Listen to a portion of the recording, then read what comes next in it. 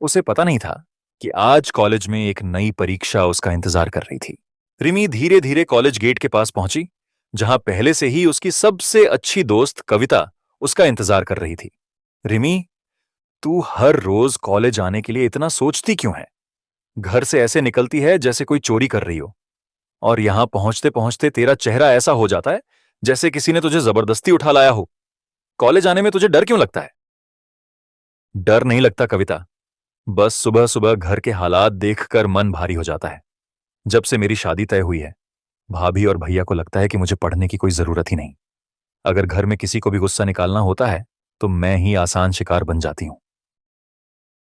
देख रिमी, तेरा घर तुझे बांध सकता है, पर यह मत भूल कि तेरी सोच तुझे आगे ले जा सकती है। मैं तुझे रोज कहती हूं, जिंदगी तुझसे कुछ बड़ा करवाना चाहती है, और तू बस अपने घर की छोटी सी दुनिया में सिमटी बैठी है।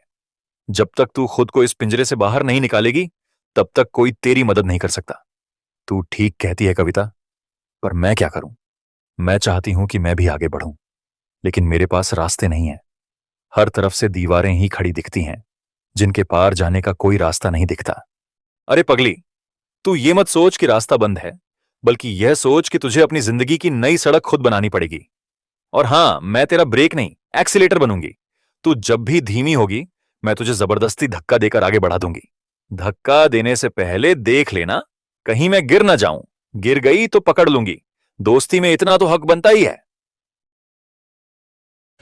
अरे देखो देखो, हमारी कॉलेज की राजकुमारी आ रही है।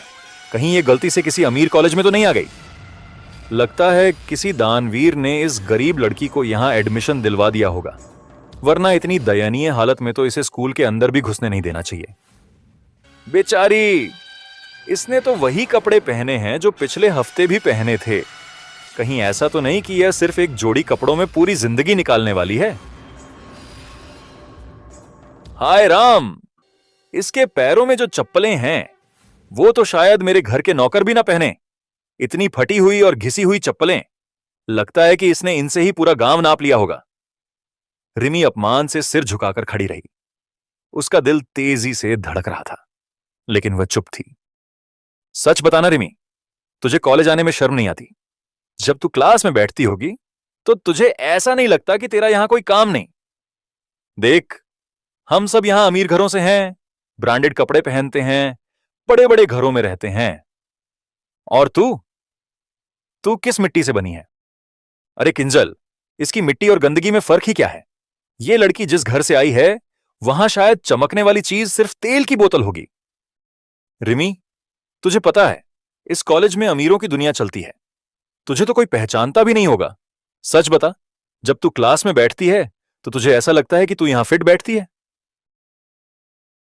किंजल, तुझे पता है, मैंने सुना है कि यह लड़की गांव से रोज पैदल चलकर आती है।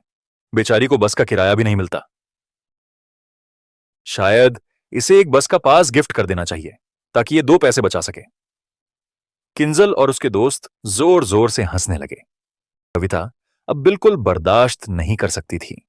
उसने एकदम से किंजल के सामने खड़े होकर, अरे सुन किंजल, तू एक घटिया लड़की है। तू खुद को बहुत बड़ी अमीरजादी समझती है ना? तेरे पास ब्रांडेड कपड़े, महंगे जूते और गाड़ियों की चाबियां हैं, पर तुझे यह सब मिला कैसे? तेरे बाप की दौलत से। लेकिन रिमी ने जो भी पाया है, वो अपनी मेहनत से पाया है। और असली इज्जत मेहनत करने वालों की होती है, उन लोगों की नहीं जो बस दूसरों का अपमान करके खुद को बड़ा दिखाना चाहते हैं। किंजल का चेहरा लाल हो गया। वह झेंप गई। हा हा, तेरी ये गरीब दोस्त बड़ी बातें कर रही है। यह सच है कि दुनिया सिर्फ अमीरों के हिसाब से चलती है। गरीबों की जगह हमारे जूते साफ करने में होती है, हमारे बराबर खड़े होने में नहीं। रिमी अब और नहीं सुन सकती थी। उसने धीरे से कहा, गरीबी कोई अपराध नहीं है किंजल, लेकिन दूसरों की इज्जत को कुचलना बहुत बड़ा पाप है। आज तू मुझे नीचा दिखा सकती है, लेकिन एक दिन जब तुझे एहसास होगा कि पैसे से हर चीज नहीं खरीदी जा सकती, तब तुझे अपने शब्दों पर पछतावा होगा। देखेंगे। कविता रिमी के साथ कॉलेज कैंपस में आई और उसे एक कोने में खींच लिया। उसने देखा कि रिमी की आंखों में आंसू थे, लेकिन उसने उन्हें बहने नहीं दिया। कविता गुस्से में आंखें घुमाते हुए, रिमी, अब बस, बहुत सुन लिया तुझे इन लोगों से। कब तक ऐसे सिर झुकाकर उनकी गालियां और ताने सुनती रहेगी? कब तक खुद को कमजोर समझेगी? यह दुनिया सिर्फ उन्हीं की इज्जत करती है जो अपनी इज्जत बचाना जानते हैं। पर कविता, मैं क्या कर सकती हूं? मेरी औकात ही ऐसी है। मैंने कभी अच्छे कपड़े नहीं पहने, महंगी चीजें मेरे बस की बात नहीं। मैं चाहकर भी उनके जैसी नहीं बन सकती। बस उन्हें यह दिखाने की जरूरत है कि तू किसी से कम नहीं। अगले 2 दिन बाद कॉलेज का फंक्शन है और उस दिन तू इस कॉलेज की सबसे खूबसूरत लड़की बनकर एंट्री लेगी। फिर देखना वो किंजल और उसके चमचे कैसे दंग रह जाते हैं। रिमी हैरानी से कविता को देखने लगी। फंक्शन? और मैं वहां जाऊं? कैसे? मेरे पास तो पहनने के लिए एक भी अच्छी ड्रेस नहीं है। मेरा तो मजाक और ज्यादा उड़ाएंगे। तू क्यों चिंता कर रही है? तेरी भाभी की अलमारी में जो शानदार ड्रेस और हीरे का हार रखा है, उसे एक दिन के लिए मांग ले। जब तू उस हार और ड्रेस में फंक्शन में जाएगी तो उन अमीरों की बोलती बंद हो जाएगी। भाभी से मांग लूं? क्या तूने उसे कभी देखा नहीं? वो तो बिना वजह भी मुझ पर बरस पड़ती है। अगर मैंने उनकी सबसे महंगी ड्रेस और हार मांग लिया तो पता नहीं क्या कर देंगी। अगर तूने सही बहाना बनाया तो भाभी भी मना नहीं करेगी। तू कह देना कि राघव के लिए अच्छा दिखना चाहती है। शादी के पहले उसे यह तो दिखना चाहिए कि उसकी होने वाली दुल्हन कितनी सुंदर है ना? लेकिन अगर भाभी को गुस्सा आ गया तो? गुस्सा? चल मान लिया, अगर वो मना भी कर दे तो तुझे मैं अपने घर से ड्रेस दिलवा दूंगी। लेकिन पहले भाभी से कोशिश तो कर, क्या पता मान ही जाए। ठीक है, मैं कोशिश करूंगी। भाभी, मुझे आपसे एक बात करनी थी। क्या बात है? जल्दी बोल, हाथ में काम है मेरे। 2 दिन बाद कॉलेज में एक फंक्शन है और मैं सोच रही थी कि वहां अच्छे से तैयार होकर जाऊं। क्या मैं आपकी वो ड्रेस पहन सकती हूं? और और वह हीरे का हार भी? तूने अभी क्या कहा? मेरी ड्रेस और मेरा हीरे का हार? तुझे इतना भी अक्ल नहीं कि तेरी औकात क्या है? तू खुद को क्या समझने लगी है? अरे, ये तो बड़ी शौकीन हो गई। पहले ही इसे कॉलेज भेजकर गलती कर दी और अब ये मेरी चीजों पर भी नजर रखने लगी। तेरी शादी तय हो गई है, अब फालतू की शान दिखाने की जरूरत नहीं। रिमी धीमे स्वर में समझाने की कोशिश करते हुए, भाभी, बस एक दिन के लिए चाहिए, प्लीज। मैं बहुत ध्यान रखूंगी। भाभी ने गहरी सांस ली, फिर कुछ देर तक सोचा। फिर उसने हंसी के साथ सिर हिलाया और बोली, ठीक है, पर याद रखना, अगर एक भी दाग आया या कहीं भी खो गया तो तेरी खैर नहीं। फिर तुझे इस घर में जगह नहीं मिलेगी। रिमी ने सांस में सांस ली और धीरे से सिर हिला दिया। रात का वक्त था। कॉलेज का बड़ा हॉल रोशनी से जगमगा रहा था। सुनहरे पर्दे, चमचमाती झालरें और महंगे डेकोरेशन ने माहौल को और भी शानदार बना दिया था। हर कोई सज धज कर आया था। ब्रांडेड कपड़े, महंगे गहने, परफ्यूम की तेज खुशबू। यह कॉलेज का सबसे बड़ा इवेंट था और हर कोई यहां अपनी अमीरी का दिखावा करने आया था। लेकिन तभी दरवाजे पर सन्नाटा छा गया। रिमी अंदर आई। बालों को खुला छोड़कर हल्का मेकअप किए हुए, उसकी आंखों में एक अलग आत्मविश्वास था। जैसे ही वह हॉल में कदम रखती है, लोग आश्चर्य से उसे देखने लगते हैं। ये रिमी है? अरे, ये तो पहले जैसी नहीं लग रही। कहां थी इतनी खूबसूरत? लगता है कि कोई राजकुमारी आ गई हो। किंजल हॉल के बीच में खड़ी थी। उसका चेहरा गुस्से से लाल हो गया था। गुस्से से रिमी को घूरने लगी। ये नहीं हो सकता। ये वही रिमी है जो हमारे सामने सर झुकाकर चलती थी। ये आज इतनी खूबसूरत कैसे लग रही है? इसे किसने इतनी हिम्मत दी? किंजल, तुझे जलन हो रही है क्या? तू हमेशा कहती थी कि ये गांव की लड़की हमारी बराबरी नहीं कर सकती, पर देख, आज ये तुझसे भी ज्यादा अच्छी लग रही है। अगर इसे लगता है कि ये एक साड़ी और हार पहनकर हमारी बराबरी कर लेगी, तो इसे इसकी असली औकात दिखानी पड़ेगी। सुन, इस रिमी को सबके सामने शर्मिंदा करना है। मैंने पहले ही वेटर को इशारा कर दिया है। जब ये डांस फ्लोर पर होगी, तब इसका असली तमाशा बनेगा। मतलब?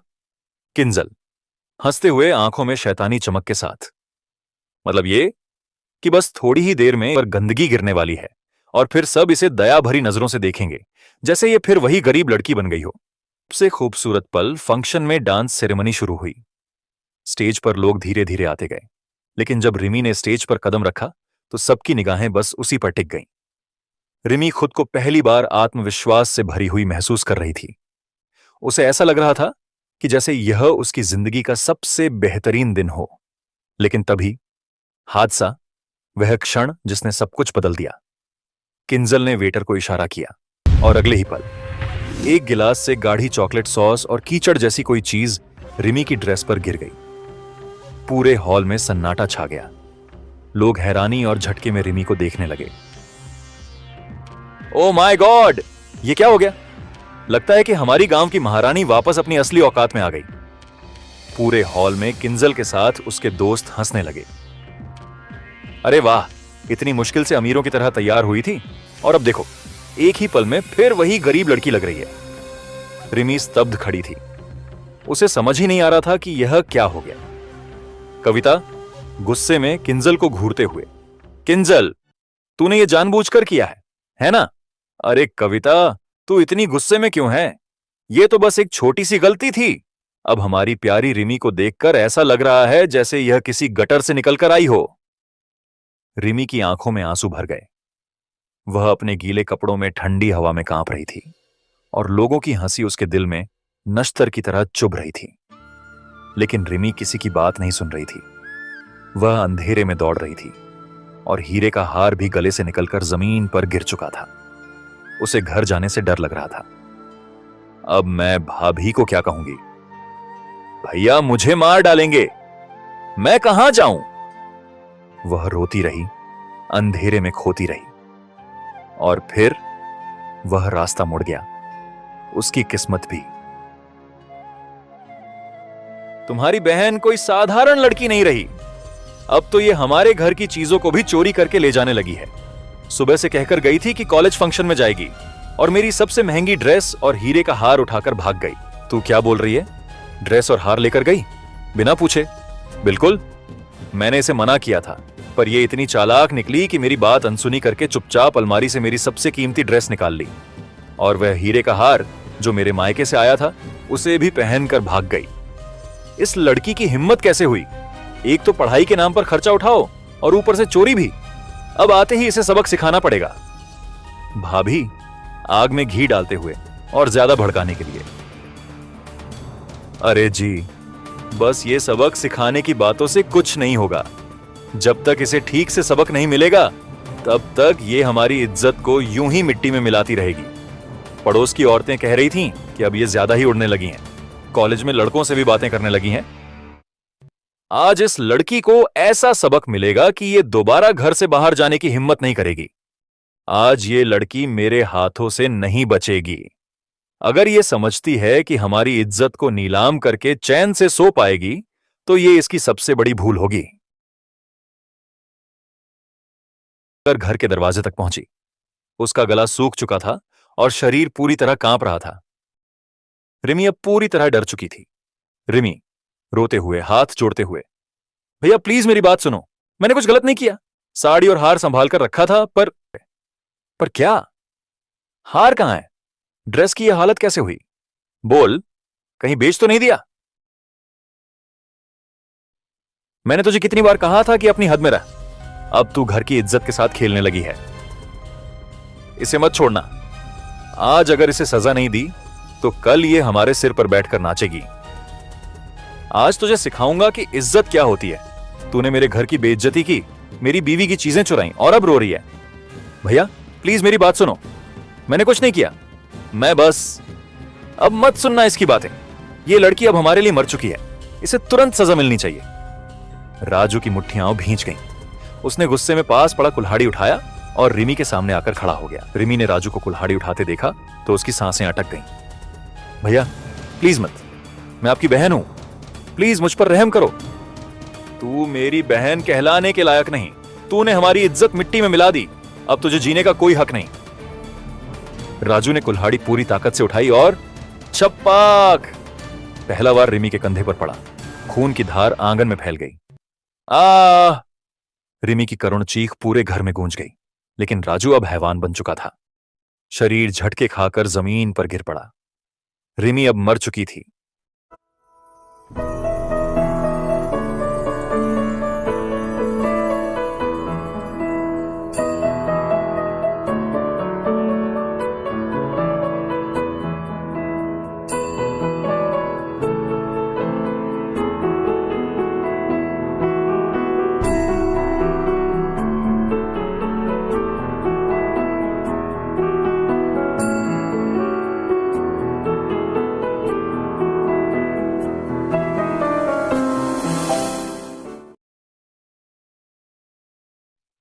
रिमी का फोन क्यों नहीं उठ रहा?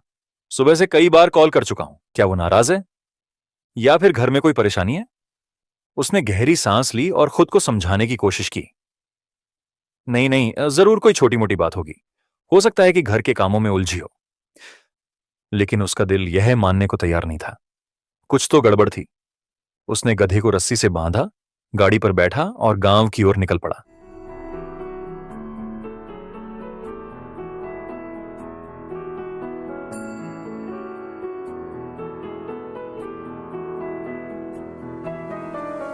उसकी गधा गाड़ी धूल भरे रास्तों पर धीरे धीरे आगे बढ़ रही थी।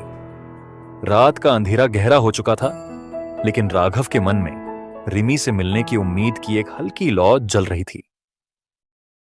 राघव ने गाड़ी से उतरते ही जल्दी से पूछा, राजू भैया, रिमी कहां है? सुबह से उसका फोन नहीं लग रहा, मैं बहुत चिंतित हूं।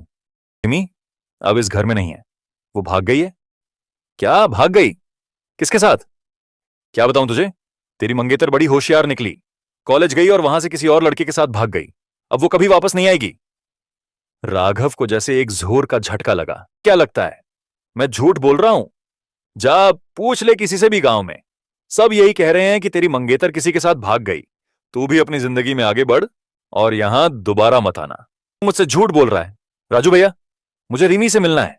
मुझे उससे खुद सुनना है कि वो गई कहां। रिमी अब इस दुनिया में नहीं है तेरे लिए। समझ ले कि वो मर गई।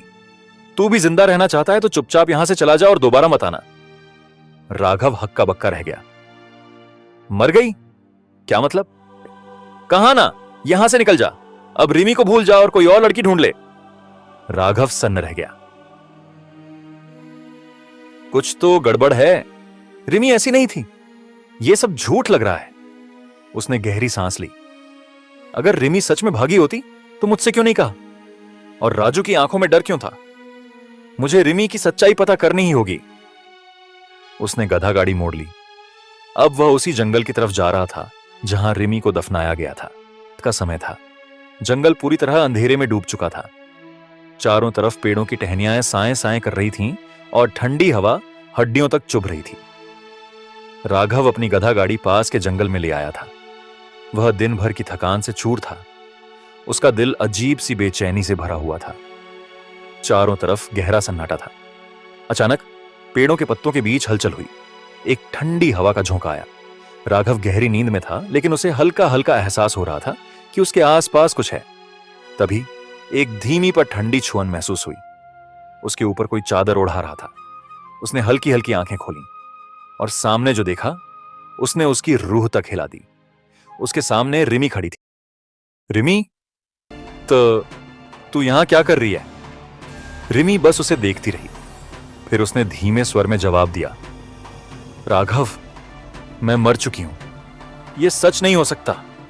मुझे मेरे ही भाई ने मारा है राघव, और फिर यहां इसी जंगल में दफना दिया। राघव की सांसें अटक गईं। नहीं, यह झूठ है। उसके पैरों तले जमीन खिसक गई। रिमी ने धीरे धीरे अपनी दर्द भरी कहानी सुनानी शुरू की। उसकी आवाज ठंडी थी, लेकिन उसमें एक अजीब सा दर्द था। रिमी, राघव, मैंने तुझसे कभी कुछ नहीं छिपाया, पर मेरी जिंदगी खत्म हो गई, और वो भी उन्हीं लोगों के हाथों जिन पर मैंने भरोसा किया था। राजू भैया, वो ऐसा कैसे कर सकते हैं? उन्होंने अपनी ही बहन की जान ले ली। हाँ, उन्होंने किया। भाभी के कहने पर कुल्हाड़ी से कई वार किए। मुझे मारा और फिर इस जंगल में दफना दिया। तो ये सारा सच था। रिमी किसी के साथ नहीं भागी थी, बल्कि उसे मार दिया गया था। अब मैं चैन से नहीं बैठ सकता। अब न्याय होगा। मेरी आत्मा तब तक भटकती रहेगी जब तक मुझे न्याय नहीं मिलेगा, जब तक मेरा कातिल अपने पाप की सजा नहीं पाएगा। राघव ने सिर झुका लिया, लेकिन उसकी आंखों में आंसू और गुस्सा दोनों थे। अब मैं चैन से नहीं बैठ सकता। अब मैं रिमी के हथियारों को छोड़ूंगा नहीं। मुझे न्याय चाहिए राघव, और ये तू ही कर सकता है। राघव ने अपने मन में कसम खाई। अब राजू और भाभी को उनके कर्मों का फल मिलेगा। रिमी की आत्मा राघव के सामने खड़ी थी। उसकी आंखों में दर्द था, लेकिन अब एक हल्की उम्मीद भी थी। राघव, अब तुझे वो करना होगा जो सही है। राघव ने अपनी मुट्ठियां भींच लीं। अगर मैं राजू और उसकी पत्नी को मार दूं तो मैं भी उन्हीं जैसा बन जाऊंगा, पर अगर मैं कानून के हाथों उन्हें सजा दिलाऊं तो यही असली इंसाफ होगा। अब पुलिस को बताना ही होगा। Police station. रिमी की गुमशुदगी की रिपोर्ट। अगली सुबह राघव सीधा गांव के पुलिस थाने पहुंचा। इंस्पेक्टर साहब, मेरी मंगेतर रिमी की गुमशुदगी की रिपोर्ट लिखिए। उसे मारा गया है और मैं जानता हूं कि कातिल कौन है। इंस्पेक्टर यादव आंखें संकरी करते हुए, क्या सबूत है तुम्हारे पास कि वो मरी है? गांव वाले तो कह रहे हैं कि वो किसी के साथ भाग गई। झूठ! ये सब मेरे मंगेतर के कातिलों की साजिश है। अगर आप वाकई पुलिस वाले हैं तो चलिए मेरे साथ जंगल में, आपको उसकी कब्र दिखाऊंगा। इंस्पेक्टर यादव थोड़ा गंभीर हुए। ठीक है, अगर तू इतना दावा कर रहा है तो हमें सबूत दिखा। अगर तेरा दावा झूठा निकला तो तुझे झूठी शिकायत दर्ज कराने के लिए जेल में डाल दूंगा। राघव बिना कुछ कहे आगे बढ़ गया। अब राजू और उसकी पत्नी का खेल खत्म होने वाला था। पुलिस ने राजू और उसकी पत्नी को गिरफ्तार किया। तुम दोनों को अपनी ही बहन के कत्ल के जुर्म में गिरफ्तार किया जाता है। इंस्पेक्टर साहब, यह सब झूठ है। ये राघव हमें फंसा रहा है। चुप! जंगल से तेरी बहन की लाश मिली है और सबूत तेरे खिलाफ हैं। कुछ ही हफ्तों में राजू और उसकी पत्नी पर कोर्ट में मुकदमा चला। मुकदमे में पुलिस ने जंगल से मिली लाश का डीएनए टेस्ट कराया, जो रिमी की थी। राजू और उसकी पत्नी को प्रथम श्रेणी हत्या के अपराध में उम्र कैद की सजा सुनाई जाती है। राघव ने संतोष की गहरी सांस ली। अब रिमी को न्याय मिल चुका था, लेकिन अब उसके चेहरे पर दर्द नहीं, बल्कि एक सुकून था। राघव, अब मैं चैन से जा सकती हूं। मैं तुझे कभी नहीं भूलूंगा रिमी। रिमी ने धीरे धीरे आंखें बंद कीं और एक हल्की सफेद रोशनी में बदलकर हमेशा के लिए गायब हो गई। अब उसकी आत्मा को शांति मिल चुकी थी।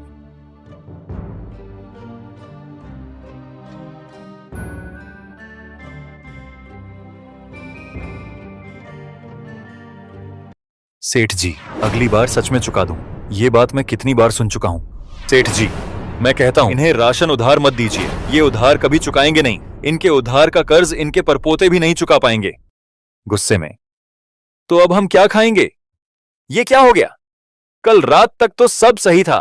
क्या किसी चोर ने हमारा पूरा बगीचा साफ कर दिया? हम बर्बाद हो गए। ये हमारी साल भर की कमाई थी। चारों ओर बर्फ की सफेद चादर फैली हुई थी। हर तरफ सन्नाटा था और ऐसा लग रहा था जैसे ठंड ने सब कुछ जकड़ लिया हो। छोटे छोटे घर बर्फ से ढके थे और धुआं निकलता देखकर ही अंदाजा लग रहा था कि अंदर लोग ठंड से बचने के लिए चूल्हे जलाए बैठे हैं। गांव के एक कोने में सबसे पुराना और सबसे जर्जर घर था। यही घर प्रेम जी और उनकी पत्नी कविता का था। घर के बाहर प्रेम जी खड़े थे। उनके पैरों में पुराने जूते थे, जिनके तले इतने घिस चुके थे कि बर्फ सीधी उनके पैरों तक पहुंच रही थी। प्रेम जी अपने आप से बड़बड़ाते हुए, हे भगवान, ये ठंड हर साल और बढ़ती जा रही है। पता नहीं इस बार बर्फ खत्म होगी भी या नहीं। घर के अंदर कविता चूल्हे के पास बैठी थी। उसने चूल्हे में लकड़ियां रखी थीं, लेकिन वे इतनी गीली थीं कि जलने का नाम नहीं ले रही थीं। वह गुस्से में चूल्हे को थपथपा रही थी। कविता बड़बड़ाते हुए, बस, जलने का नाम नहीं लेती, और ऊपर से ये ठंड, लगता है पूरा घर बर्फ में तब्दील हो जाएगा। इतने में दरवाजे से एक तेज हवा का झोंका आया और उसके साथ ही प्रेम जी अंदर घुसे। उनकी दाढ़ी पर बर्फ जम गई थी और चेहरे पर थकान की लकीरें साफ नजर आ रही थीं। कविता गुस्से में, क्या हुआ? फिर बाहर क्या करने गए थे? सोचा शायद कुछ सूखी लकड़ियां मिल जाएं, लेकिन सब गीली थीं। तुम्हारे सोचने से कभी कुछ बदला है क्या? हर बार लकड़ियां ढूंढने जाते हो और खाली हाथ आते हो। राशन खत्म हो गया है।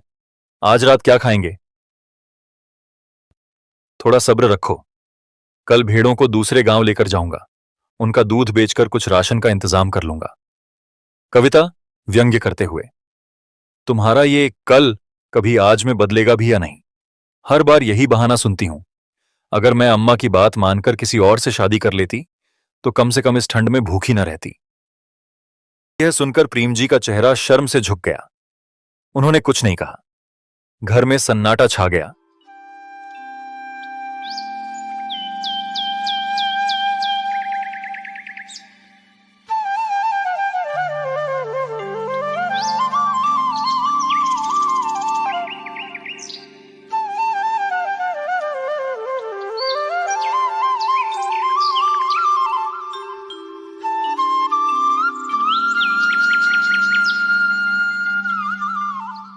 पर सुबह का समय था, लेकिन ठंडी हवा किसी धारदार चाकू की तरह शरीर को चीर रही थी। बर्फ की चादर हर तरफ फैली हुई थी और भारी कदमों से किराने की दुकान की ओर बढ़ने लगे। उनकी चाल धीमी थी, जैसे उनके पैर भी ठंड से जवाब दे चुके हों। गांव की गलियों से गुजरते हुए उनके झुके कंधे और चेहरे पर चिंता की लकीरें साफ दिख रही थीं। प्रेम जी मन ही मन, भगवान, इस बार सेठ जी मना न करें। अगर आज राशन न मिला तो घर में भूख से मरने की नौबत आ जाएगी। कविता को कैसे समझाऊंगा? गांव की सबसे बड़ी किराने की दुकान आलू सेठ की थी। पर कुछ लड़के बैठे थे। वे दुकान के पास हर रोज मजाक और हंसी ठिठोली करते थे। जैसे ही उन्होंने दूर से प्रेम जी को देखा, उनकी शरारती आंखों में चमक आ गई। देखो देखो, हमारे गांव के महान राजा आ रहे हैं। लगता है आज भी उधार मांगने आएंगे। हंसते हुए, उधार? अरे भाई, ये तो उस सेठ से भी उधार मांगेंगे जो खुद कर्ज में डूबा हो। और ये झोला? झोला तो खाली है, लेकिन इनके इरादे बहुत भारी हैं। सेठ जी से राशन का पूरा गोदाम मांगने आए होंगे। और इनके कपड़े देखो, बाबा के कपड़े कह रहे हैं हमें भी रिटायर कर दो। दुकान के पास आते आते प्रेम जी ने उनकी बातें सुन ली थीं, लेकिन उन्होंने कुछ नहीं कहा। उनकी झुकी नजरें और थका चेहरा खुद बयां कर रहे थे कि वे इन तानों के लिए पहले से तैयार थे। आलू सेठ बही खाते में उलझे हुए थे। संकोच भरे स्वर में, सेठ जी, राम राम, थोड़ा मदद चाहिए। राशन का डिब्बा खाली हो गया है। अगर थोड़ी दाल और चावल उधार मिल जाए तो बड़ी मेहरबानी होगी। सेठ जी ने बही खाता बंद किया और गहरी सांस लेते हुए बोले, प्रेम जी, आप जानते हैं कि आपके नाम पर पहले ही बहुत उधार हो चुका है। हर बार आप कहते हैं अगली बार चुका दूंगा, लेकिन वो अगली बार कभी आई ही नहीं। मैं क्या करूं? मेरे पास भी सीमित राशन है। प्रेम जी की आंखों में निराशा साफ झलक रही थी। प्रेम जी, धीमी आवाज में, सेठ जी, अगली बार सच में चुका दूंगा। मेरी भेड़ों का दूध बिकते ही सबसे पहले आपका हिसाब चुकाऊंगा। आलू सेठ, प्रेम जी, ये बात मैं कितनी बार सुन चुका हूं। अब और नहीं कर सकता। मुझसे मत कहिए, मेरी भी जिम्मेदारियां हैं।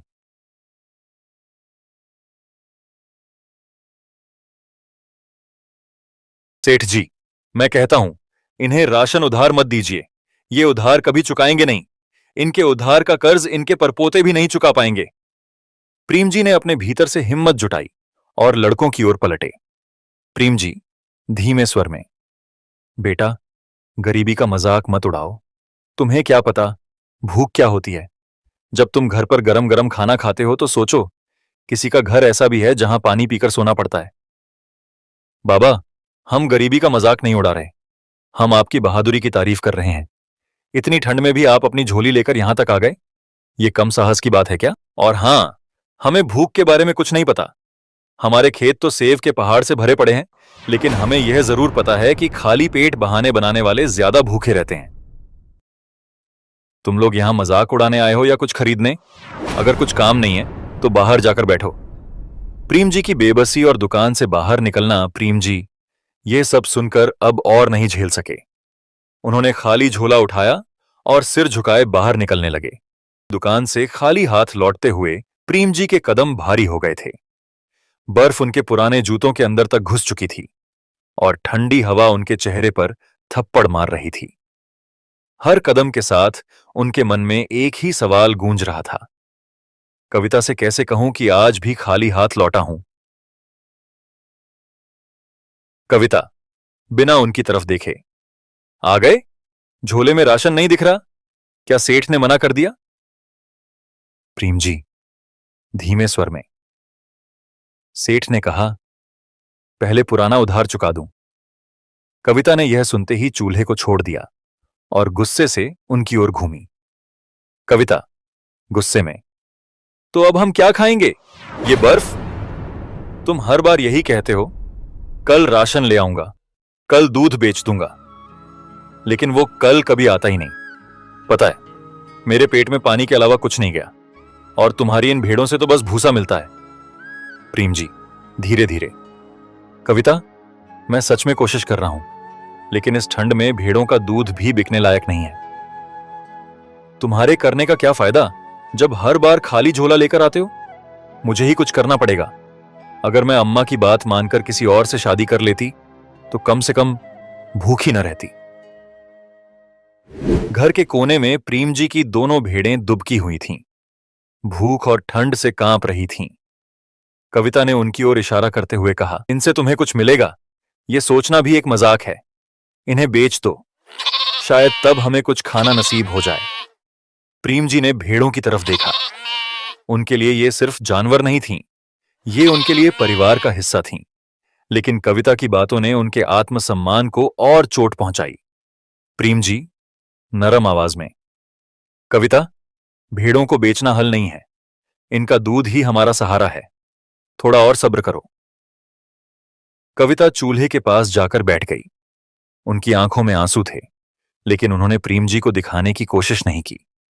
कविता आह भरते हुए, सब्र? सब्र से पेट नहीं भरता प्रेम जी, ये बर्फ और ठंड हमें खत्म कर देगी। भगवान ने हमारी किस्मत में शायद भूख ही लिखी है। रात का अंधेरा और प्रेम जी की बेचैनी। उस रात घर में खाना नहीं बना।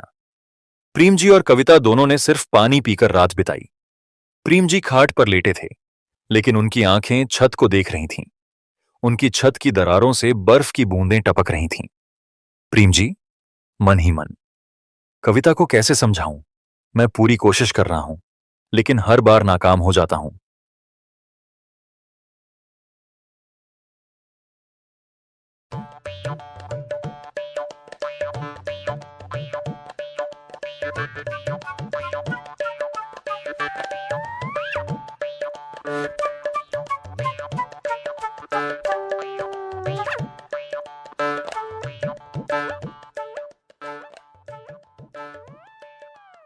अगली सुबह बर्फबारी और ठंडी हवाओं ने गांव को पूरी तरह से अपनी गिरफ्त में ले लिया था।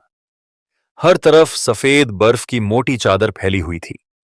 सूरज ने जैसे बादलों की रजाई ओढ़ ली हो और उसकी किरणें जमीन तक पहुंचने की कोशिश में ही हार मान चुकी थीं। उनकी नजर कविता पर पड़ी, जो चूल्हे के पास बैठी थी। वह कुछ नहीं बोली, लेकिन उसके चेहरे पर गुस्से और निराशा की छाया साफ दिख रही थी। प्रेम जी धीमे स्वर में, कविता मैं भेड़ों को दूसरे गांव ले जा रहा हूं, हो सकता है वहां कोई दूध खरीद ले, शाम तक राशन का इंतजाम हो जाएगा। कविता ने सिर उठाकर उनकी ओर देखा, लेकिन कुछ नहीं कहा। उनकी भेड़ें उनके पीछे पीछे बर्फ में लड़खड़ाते हुए चल रही थीं। बर्फ में पैर हर बार धंसते थे और ठंडी हवा उनके चेहरे को बर्फ की चुभन जैसा महसूस करवा रही थी।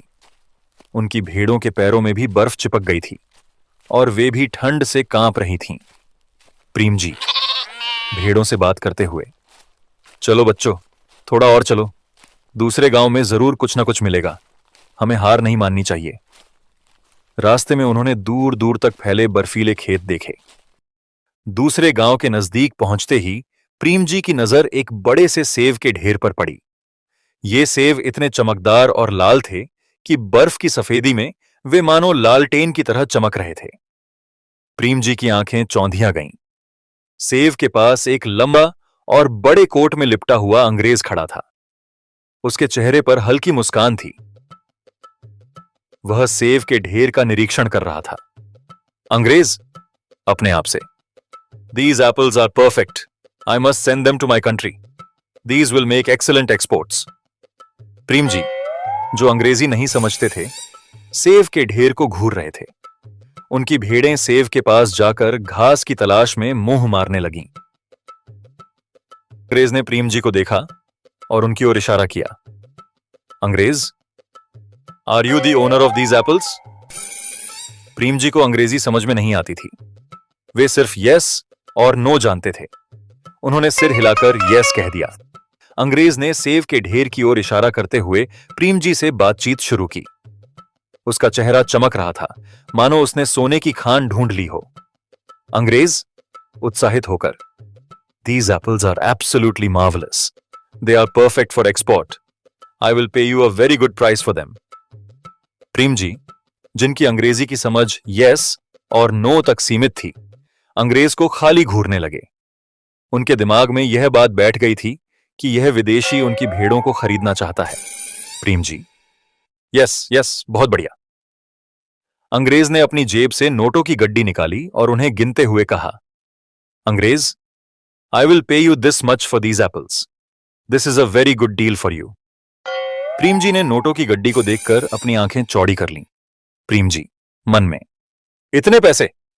अरे, ये तो मेरी भेड़ों के लिए बहुत ज्यादा है। मैं इससे 100 भेड़ें खरीद सकता हूं।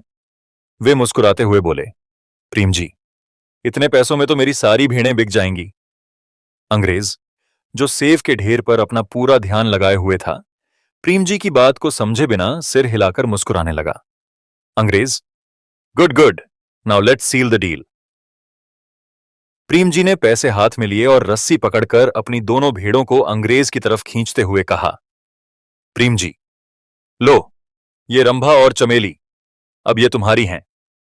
अंग्रेज, जो सेवों को ट्रक में लदवाने की तैयारी कर रहा था, भेड़ों को देखकर थोड़ा चौंका। अंग्रेज, what is this? Sheep? Why are you giving me these sheep? Prem ji ने अंग्रेज की हैरानी को नजरअंदाज करते हुए कहा, प्रेम जी, अरे भाई, ये भेड़ें बहुत खास हैं। इनका दूध पीकर तो राजा महाराजा भी खुश हो जाएं। अंग्रेज, जिसे प्रेम जी की बात समझ नहीं आ रही थी, सेवों की तरफ इशारा करते हुए जोर से बोला, अंग्रेज, I don't want your sheep. I bought these apples, not your sheep. Prem ji, जो अंग्रेजी के एप्पल्स और शीप में फर्क नहीं समझते थे, अंग्रेज की बात को पूरी तरह से अनसुना कर गए। प्रेम जी गर्व से, भाई साहब, आपको तो इन भेड़ों का दूध जरूर ट्राई करना चाहिए। ये भेड़ें किसी को निराश नहीं करेंगी। देखो, ये कितनी सीधी सादी हैं। रंभा तो गाती भी है। Sings? What are you even saying? I want apples, not these sheep. अरे हां, समझ गया। आप कह रहे हो कि भेड़ें गाती हैं और यह सच है। रंभा और चमेली तो पूरे गांव की जान है, लेकिन अब ये आपकी हैं। अंग्रेज ने माथा पकड़ लिया। वह सेव के ढेर की तरफ इशारा करते हुए चिल्लाया, अंग्रेज, apples! I paid for these apples, not for these sheep. अरे हां सेव, सेव की क्या बात कर रहे हो? ये भेड़ें तुम्हारे लिए जन्नत हैं। सेव तो हर कोई खा सकता है, लेकिन भेड़ें, ये सिर्फ अमीरों के लिए हैं। अंग्रेज का धैर्य जवाब देता है। अंग्रेज ने गहरी सांस ली और अपने हाथ से सेवों की तरफ इशारा करते हुए कहा, I am talking about these apples. I paid you for these apples. Do you understand? Yes yes, सब समझ गया। आप सेव नहीं, मेरी भेड़ें ले रहे हो। धन्यवाद भाई, अब मेरी किस्मत बदल जाएगी। अंग्रेज ने अपना सिर पकड़ लिया और सेव ट्रक में लदवाने लगा। उसने भेड़ों को वहीं छोड़ दिया और सोचा, अंग्रेज मन में, यह आदमी शायद समझने लायक ही नहीं है। चलो, सेव लेकर निकलते हैं। बर्फीले रास्ते से घर की ओर लौट रहे थे। जेब में ठूंसी मोटी नोटों की गड्डी उनके कदमों को हल्का बना रही थी। चेहरे पर पहली बार आत्मविश्वास की झलक थी और उनकी चाल में एक अनोखा रुतबा झलक रहा था। प्रेम जी खुद से, वाह क्या किस्मत है मेरी। इतनी मोटी कमाई तो मैंने कभी सपने में भी नहीं देखी थी। भेड़ों को बेचकर इतना पैसा मिला कि अब कविता मुझे कभी ताना नहीं दे पाएगी। उनके पैर बर्फ में धंस रहे थे, लेकिन इस बार उन्हें ठंड का एहसास नहीं हो रहा था।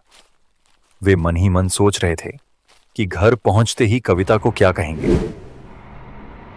प्रेम जी अपनी भेड़ों को बेचने के गुमान में खुश थे, जबकि अंग्रेज सेवों को खरीदकर वापस चला गया।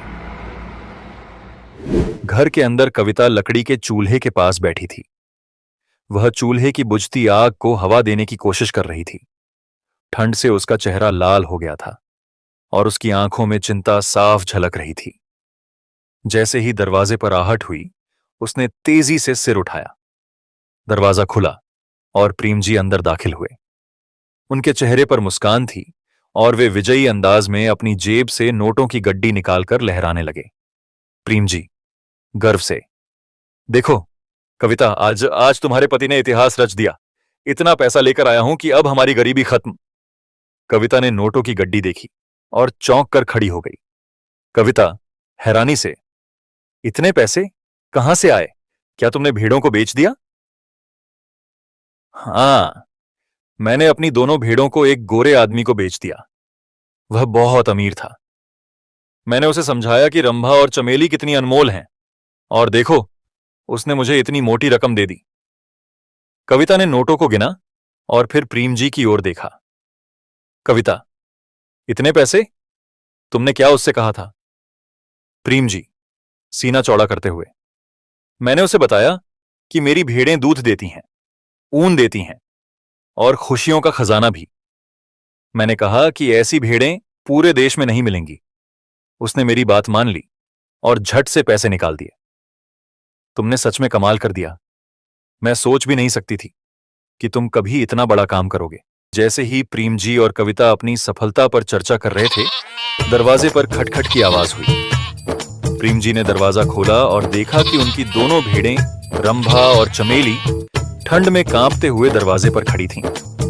कविता हैरानी से, ये भेड़ें यहां कैसे? तुमने तो इन्हें बेच दिया था ना? प्रेम जी, जो पहले से ही अपनी बातों में उलझे हुए थे, भौंचक्के रह गए। प्रेम जी ने भेड़ों की तरफ घूरते हुए कहा, प्रेम जी, रंभा, चमेली, तुम दोनों यहां क्या कर रही हो? मैंने तुम्हें बेच दिया था। जाओ, वापस जाओ। लेकिन भेड़ें अपनी जगह पर खड़ी रहीं। हे भगवान, ये क्या हो गया? हमारे सेब कहां गए? अरे, ये पूरा का पूरा सेब का ढेर कहां चला गया? कल रात तक तो सब सही था। क्या किसी चोर ने हमारा पूरा बगीचा साफ कर दिया? हम बर्बाद हो गए। ये हमारी साल भर की कमाई थी। सीख, ये कहानी सिखाती है कि वीडियो अंत तक देखने के बाद लाइक करना चाहिए और हमारे चैनल को सब्सक्राइब करना चाहिए